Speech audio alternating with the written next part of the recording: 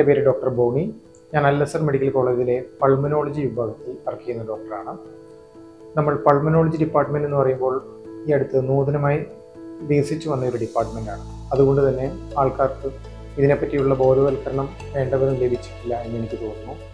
Pulmonology department അഥവാ respiratory medicine, പിന്നെ chest medicine എന്നീ പറയുന്ന ഡിപ്പാർട്ട്മെൻറ്റുകളിൽ മെയിൻലി നമ്മൾ കണ്ടുവരുന്ന അസുഖങ്ങൾ ശ്വാസകോശ സംബന്ധമായ അസുഖങ്ങൾ, ശ്വാസകോശത്തെ കവർ ചെയ്യുന്ന പ്ലൂറ എന്ന് പറയുന്ന ലെയറിൽ വരുന്ന അസുഖങ്ങൾ, ശ്വാസകോശ സംബന്ധമായ ക്യാൻസറുകൾ, പിന്നീട് ശ്വാസകോശത്തിനെ ചുരുക്കിക്കളയുന്ന റെസ്ട്രിക്റ്റീവ് ലങ് ഡിസീസസ് മുതലായ അസുഖങ്ങളാണ് സാധാരണഗതിയിൽ കണ്ടുവരുന്നത്. ഇതിലേറ്റവും കോമണായി കണ്ടുവരുന്ന ഒരു അസുഖമാണ് COPD എന്ന ഒരു അസുഖം. ഇത് മെയിനായിട്ടും ശ്വാസകോശത്തിൻ്റെ അറകളെയാണ് അഫക്റ്റ് ചെയ്യുന്നത്. ഇത് കൂടുതലായും കണ്ടുവരുന്നത് പുക വലിക്കുന്ന ആൾക്കാരിലാണ്. ഇത് കൂടുതലായും ആണുങ്ങളിലാണ് കണ്ടുവരുന്നതെങ്കിലും ഫീമെയിൽസിൽ പുക ദീർഘകാലമായി ശ്വസിക്കുന്നത് മൂലവും സംഭവിക്കാറുണ്ട്. വീട്ടിൽ നമ്മൾ സാധാരണയായി ഉപയോഗിക്കുന്ന വിറകടുപ്പുകളിൽ നിന്ന് വരുന്ന പുകയും COPDക്ക് കാരണമാണെന്ന് കണ്ടെത്തിയിട്ടുണ്ട്. അപ്പോൾ COPD ഉള്ള ഒരാൾ പ്രധാനമായും കാണിക്കുന്ന ലക്ഷണങ്ങൾ നടക്കുമ്പോഴുണ്ടാകുന്ന കിതപ്പ്, ചുമ, കഫക്കെട്ട് എന്നിവയാണ്. ഇത് പ്രധാനമായും ഒരു 30-40 വയസ്സുകൾക്ക് മുകളിലുള്ള ആൾക്കാരിലാണ് കാണുന്നത്. അപ്പോൾ ഇത്തരം അസുഖ ലക്ഷണങ്ങളുള്ളവർ നമ്മുടെ അൽ-അസർ മെഡിക്കൽ കോളേജിലെ പൾമനോളജി ഡിപ്പാർട്ട്മെൻറ്റിൽ വരികയും അതിൻ്റെ ആവശ്യമായിട്ടുള്ള ടെസ്റ്റുകൾ ചെയ്യുകയും ചെയ്തു കഴിഞ്ഞാൽ ഈ അസുഖം എത്രയും വേഗം നമുക്ക് കണ്ടുപിടിക്കാവുന്നതും ചികിത്സിക്കാവുന്നതുമാണ്. ഇത് കണ്ടുപിടിക്കാനായിട്ടുള്ള മെയിൻ ടെസ്റ്റുകൾ ചെസ്റ്റ് എക്സ്റേ, പിന്നെ പൾമണറി ഫങ്ഷൻ ടെസ്റ്റ് അഥവാ ശ്വാസകോശത്തിൻ്റെ കപ്പാസിറ്റി കണ്ടുപിടിക്കുന്ന ഒരു ടെസ്റ്റ് എന്നിവയാണ്. ഈ ടെസ്റ്റുകൾ ചെയ്തതിന് ശേഷം ഡോക്ടർ നിർദ്ദേശിക്കുന്ന പ്രകാരം മരുന്നുകൾ കഴിക്കുകയാണെങ്കിൽ ഒരു പരിധിവരെ COPD എന്ന അസുഖത്തെ നമുക്ക് കൺട്രോൾ ചെയ്ത് നിർത്താം. പിന്നീട് വളരെ കോമണായി കാണുന്നൊരു അസുഖമാണ് ബ്രോങ്കിയൽ ആസ്മ. ഇത് കൂടുതലായും കുട്ടികളിലാണ് കാണപ്പെടുന്നത്, എങ്കിലും അഡൽട്സ് മുതിർന്നവരിലും ഈ അസുഖം കാണാറുണ്ട്. ആസ്മ COPD പോലെയല്ല, ഇത് ജനിതകമായും കുറച്ച് കാരണങ്ങൾ കൊണ്ടുണ്ടാകുന്ന ഒരു അസുഖമാണ്. മെയിൻലി അലർജി, നമ്മുടെ വീടുകളിൽ ഉണ്ടാകുന്ന ചെറിയ പൊടി പടലങ്ങൾ, അല്ലെങ്കിൽ പക്ഷികൾ, വീട്ടിൽ വളർത്തുന്ന മൃഗങ്ങൾ, അവയുടെ ചെറിയ ഡസ്റ്റ് കാരണം ഉണ്ടാകുന്ന ഒരു അലർജിയാണ് ആസ്മ മെയിനായിട്ട്. ഒരു ആസ്മ രോഗി സാധാരണയായി ഡോക്ടറുടെ അടുത്ത് വരുമ്പോൾ ഉണ്ടാകുന്ന കംപ്ലയിൻറ്റ്സ് ശ്വാസം മുട്ടൽ, ചുമ, തുമ്മൽ, ജലദോഷം എന്നിവയാണ്. ആസ്മയും COPDയും തമ്മിലുള്ള ഒരു പ്രധാന വ്യത്യാസം എന്താണെന്ന് വെച്ചാൽ ആസ്മ രോഗി ദീർഘകാലം ഈ ലക്ഷണങ്ങൾ കാണിച്ചു കൊള്ളണമെന്നില്ല. 2-3 ആഴ്ചയ്ക്ക് ശേഷം മരുന്നുകൾ എടുക്കുമ്പോൾ അത് കുറയുകയും പിന്നീട് പക്ഷേ വീണ്ടും വരാനായിട്ടുള്ളൊരു സാധ്യതയുമുണ്ട്. അപ്പോൾ COPD പോലെ തന്നെ എത്രയും വേഗം കണ്ടുപിടിക്കുകയും ചികിത്സിക്കുകയും ചെയ്യേണ്ട ഒരു അസുഖമാണ് ആസ്മയും. ആസ്മയും കണ്ടുപിടിക്കുന്നത് ഞാൻ നേരത്തെ സൂചിപ്പിച്ച പ്രകാരം പൾമണറി ഫങ്ഷൻ ടെസ്റ്റ് എന്ന ശ്വാസകോശത്തിൻ്റെ കപ്പാസിറ്റി കണ്ടുപിടിക്കുന്ന ടെസ്റ്റ് വഴിയാണ് ഈ ആസ്മയും ഡയഗ്നോസ് ചെയ്യുന്നത്. ആസ്മയ്ക്ക് മെയിനായിട്ട് നമ്മൾ ഇൻഹേലേഴ്സ് എന്ന മരുന്നാണ് ഉപയോഗിക്കുന്നത്. ഇൻഹേലേഴ്സ് എന്ന് പറയുമ്പോൾ ശ്വാസകോശത്തിന് വരുന്ന ചുരുക്കം, ആസ്മ രോഗികളിൽ കാണുന്ന ശ്വാസകോശത്തിന് വരുന്ന ചുരുക്കം കുറയ്ക്കുകയും ചുരുങ്ങിയിരിക്കുന്ന ശ്വാസകോശത്തെ വികസിപ്പിക്കുകയും ചെയ്യുന്ന ഒരു മരുന്നാണ്. അത് വളരെ ചെറിയ ഡോസുകളിൽ ശ്വാസകോശത്തിനകത്തേക്ക് നമ്മൾ ഇൻഹേൽ ചെയ്യുമ്പോഴാണ് അതിൻ്റെ എഫക്റ്റ് വരുന്നത്. ബാക്കി നമ്മൾ കഴിക്കുന്ന മരുന്നുകൾ പോലെയോ ഉപയോഗിക്കുന്ന ഇഞ്ചക്ഷൻസ് പോലെയോ സൈഡ് എഫക്റ്റ് താരതമ്യേന കുറവുള്ള ഒരു മരുന്നാണ് ഇൻഹേലേഴ്സ്.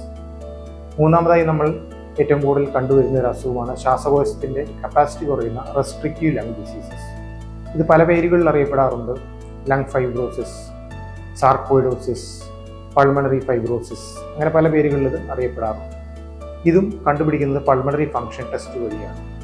ഇങ്ങനെയുള്ള രോഗികളിൽ ചിലപ്പോൾ ദീർഘകാലത്തേക്ക് ഓക്സിജൻ സിലിണ്ടർ വഴിയായിട്ടോ അല്ലെങ്കിൽ പുറത്തുനിന്ന് പ്രഷർ കൊടുക്കുന്ന NIV എന്ന് പറയുന്ന മെഷീനോ ഉപയോഗിക്കേണ്ടി വരാറുണ്ട്. ഡോക്ടറെ കണ്ടതിന് ശേഷം ടെസ്റ്റുകൾ ചെയ്തതിന് ശേഷം മാത്രമാണ് ചികിത്സയും തീരുമാനിക്കപ്പെടുന്നത്. പിന്നീട് നമ്മുടെ നാട്ടിൽ വളരെ വ്യാപകമായി കണ്ടുവരുന്ന ഒരു അസുഖമാണ് ട്യൂബർകുലോസിസ് എന്ന ക്ഷയരോഗം. ട്യൂബർകുലോസിസ് ഒരാളിൽ നിന്ന് മറ്റുള്ളവരിലേക്ക് സ്പ്രെഡ് ചെയ്യുന്ന പൾമണറി ട്യൂബർകുലോസിസും പകർച്ച വരാൻ സാധ്യത കുറവുള്ള എക്സ്ട്രാ പൾമണറി TBയും അങ്ങനെ 2 തരത്തിലാണുള്ളത്. പൾമണറി TB മെയിനായിട്ടും കഫത്തിലൂടെയാണ് സ്പ്രെഡ് ആവുന്നത്. പൾമണറി TB ഉള്ളൊരു രോഗിയിൽ നിന്ന് ചുമയ്ക്കുമ്പോഴോ മറ്റുമാണ് ഈ രോഗം മറ്റുള്ളവരിലേക്ക് പകരാൻ സാധ്യതയുള്ളത്. കഫം വഴി ആണ് ഇത് മെയിനായിട്ടും ഡയഗ്നോസ് ചെയ്യപ്പെടുന്നത്. കഫം സ്പ്യൂട്ടം AFB എന്ന ടെസ്റ്റ് അൽ-അസ്ഹർ മെഡിക്കൽ കോളേജിൽ ലഭ്യമാണ്. ഈ ടെസ്റ്റ് ചെയ്ത് നോക്കിക്കഴിഞ്ഞാൽ ക്ഷയരോഗമുണ്ടോ അഥവാ TB ഉണ്ടോ എന്ന് നമുക്ക് കണ്ടുപിടിക്കാവുന്നതാണ്. ട്യൂബർക്കുലോസിൻ്റെ ചികിത്സ ഏകദേശം 6 മാസത്തോളം നീണ്ടു നിൽക്കുന്ന ചികിത്സയാണുള്ളത്. അതിലെ ആദ്യത്തെ 2 മാസം 4 ഗുളികകളും പിന്നീട് 4 മാസത്തേക്ക് 2 ഗുളികകളുമാണ് കഴിക്കുന്നത്. കൃത്യമായും ഈ പറഞ്ഞ കാലയളവിലേക്ക് മരുന്നെടുത്തു കഴിഞ്ഞാൽ TB അഥവാ ക്ഷയം പൂർണ്ണമായും തുടച്ചു നീക്കാവുന്ന ഒരു അസുഖമാണ്. പിന്നീട് നമ്മൾ കാണുന്ന ഏറ്റവും കോമൺ ആയിട്ടുള്ള ഒരു ഡിസീസാണ് ശ്വാസകോശത്തിന് വരുന്ന ക്യാൻസർ. പുകയില ഉൽപ്പന്നങ്ങൾ മൂലമാണ് പ്രധാനമായും ശ്വാസകോശത്തിന് ക്യാൻസർ സംഭവിക്കുന്നത്. ഇത് കണ്ടുപിടിക്കാനായിട്ട് നമ്മൾ എക്സ്റേ, അൽ-അസ്ഹർ മെഡിക്കൽ കോളേജിൽ CT വിഭാഗത്തിലെ റേഡിയോളജി ഡോക്ടേഴ്സിൻ്റെ സഹായത്തോടുകൂടി CT സ്കാൻ വഴിയായിട്ട് നമുക്ക് വേണമെങ്കിൽ ബയോപ്സി എടുക്കാം. അല്ലെങ്കിൽ ശ്വാസകോശത്തിൻ്റെ അകത്തുനിന്ന് ബയോപ്സി എടുക്കുന്ന ബ്രോങ്കോസ്കോപ്പി എന്നീ നൂതന ടെക്നോളജി വഴിയായിട്ടാണ് ക്യാൻസർ കണ്ടുപിടിക്കപ്പെടുന്നത്. ക്യാൻസർ രോഗികളുടെ തുടർ ചികിത്സകളും കാര്യങ്ങളുമെല്ലാം ഇവിടുന്ന് ഡോക്ടേഴ്സ് പറയുന്നതനുസരിച്ച് ചികിത്സ തേടാവുന്നതുമാണ്.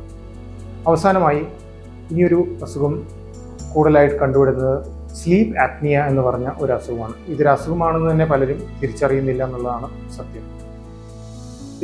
ഇതിൻ്റെ പ്രധാന സിംറ്റം അഥവാ കംപ്ലൈൻറ്റ് എന്ന് പറയുന്നത് കൂർക്കം വലിയാണ്. ഇതിനെ തുടർന്ന് ആൾക്കാർക്ക് രാത്രി ഉള്ള ഉറക്കം പ്രോപ്പറായി കിട്ടാതെ വരുന്നു. അതിന് പകരമായി പകൽ ഉറങ്ങുന്നു.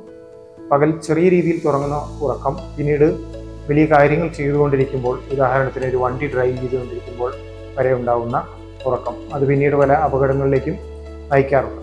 ഇത് കണ്ടുപിടിക്കാനായിട്ട് സ്ലീപ്പ് സ്റ്റഡി എന്ന ടെസ്റ്റാണ് ഉപയോഗിക്കുന്നത്. ഇത് നമുക്കിവിടെ അൽ-അസ്ഹർ മെഡിക്കൽ കോളേജിൽ ലഭ്യമാണ്. സ്ലീപ്പ് സ്റ്റഡി ഒരു പ്രത്യേക ലീഡുകൾ നമ്മുടെ ദേഹത്ത് ഘടിപ്പിച്ച് വെച്ചതിന് ശേഷം ചെയ്യുന്നൊരു ടെസ്റ്റാണ്. ഇതിൻ്റെ ആവശ്യമുള്ള സ്ലീപ്പ് ലാബ് നമുക്കിവിടെ ലഭ്യമാണ്. സ്ലീപ്പ് സ്റ്റഡി ഉണ്ടെന്ന് കണ്ടുപിടിക്കുകയാണെങ്കിൽ സ്ലീപ്പ് സ്റ്റഡി ടെസ്റ്റ് കണ്ടുപിടിച്ചതിന് ശേഷം നമ്മളതിൻ്റെ തുടർ ചികിത്സയ്ക്കായിട്ട് CPAP എന്ന് പറയുന്ന ഒരു പ്രഷർ ഡെലിവർ ചെയ്യുന്ന ഒരു ഡിവൈസാണ് യൂസ് ചെയ്യുന്നത്. ഇതിൻ്റെ ചികിത്സയും അൽ-അസ്ഹർ മെഡിക്കൽ കോളേജിൽ ലഭ്യമാണ്. ഇതാണ് മെയിനായിട്ടും അൽ-അസ്ഹർ മെഡിക്കൽ കോളേജിൽ നമ്മൾ പൊതുവെ കണ്ടുവരുന്ന അസുഖങ്ങളും അതിൻ്റെ കണ്ടുപിടിക്കുന്ന ടെക്നിക്കുകളും അതിൻ്റെ ചികിത്സാ രീതിയും.